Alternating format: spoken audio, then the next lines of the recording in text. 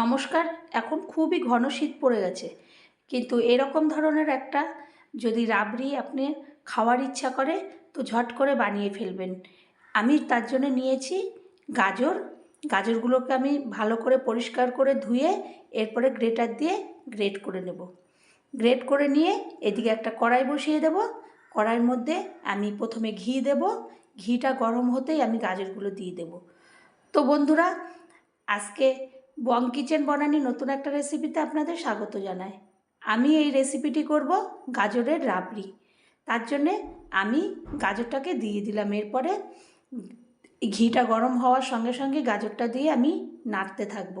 নেড়ে একদম যখন গাজরটা পুরো মজে আসবে, একটু একটু জলও ছাড়বে, তো আমি বাড়িয়ে দিয়েছি বলে জলটা অতটা ছাড়ছে না, তো তখন আমি ওর মধ্যে দিয়ে দেব দুধ। তো এখনও আপনারা চ্যানেলটা যদি সাবস্ক্রাইব না করেন সাবস্ক্রাইব করবেন, লাইক শেয়ার কমেন্ট করবেন, পাশে থাকা বেল বাটনটি টিপবেন, তাহলে যে কোনো রেসিপি আপনাদের কাছে সবার আগে পৌঁছাবে। তো আমি প্রথমে কিছুটা দুধ দিলাম, তারপরে দেখলাম যে না, দুধটা একটু কম হয়ে গেল, তখন আমি পুরোটাই দুধ দিয়ে দিলাম। এরপরে মুখ ফাটিয়ে দিয়ে দিলাম এলাচ, কারণ যেহেতু রাবড়িটা হবে সেই কারণে আমি এলাচটা দিয়ে দিলাম। আর একটুখানি 1 চিমটির মতো লবণ দিয়ে দিলাম। লবণ না দিলে মিষ্টির স্বাদটা ঠিকঠাক ব্যালেন্সে আসে না। এদিকে আমি একটা মিক্সিং জার নিয়ে নিলাম, আর প্রায় 2 ঘন্টা আগে 1 মুঠো গোবিন্দভোগ চাল ভিজিয়ে রেখেছিলাম। তার মধ্যে গোবিন্দভোগ চালের মধ্যে 5-6টা কাজু বাদাম দিলাম, দিয়ে আমি একটা পেস্ট করে নেব। একদম মিহি পেস্ট করে নেব এই গোবিন্দভোগ চালটার। এরপরে আমার পেস্টটা এদিকে তৈরি হয়ে গেল।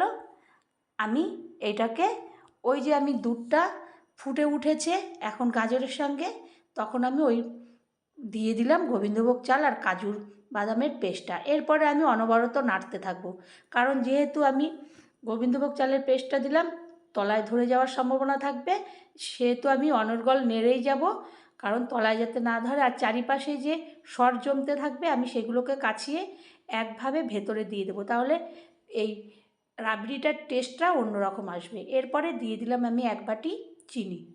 আপনারা আপনাদের স্বাদ মতন চিনি দেবেন, যে যেমন খাবেন সেরকমভাবে চিনি দেবেন। এরপর আমি নাড়তেই থাকবো। তো বন্ধুরা, এই শীতের দিনে একবার হলেও এরকম একটা রাবড়ি করে নেবেন। গাজর দিয়ে তো অনেক কিছুই করা যায়, রাবড়িটা করলে ছোট বড় সকলে খুবই ভালো খাবে। এরপরে আমি দিয়ে দিলাম কিছুটা কাজু, কিছু কিশমিশ।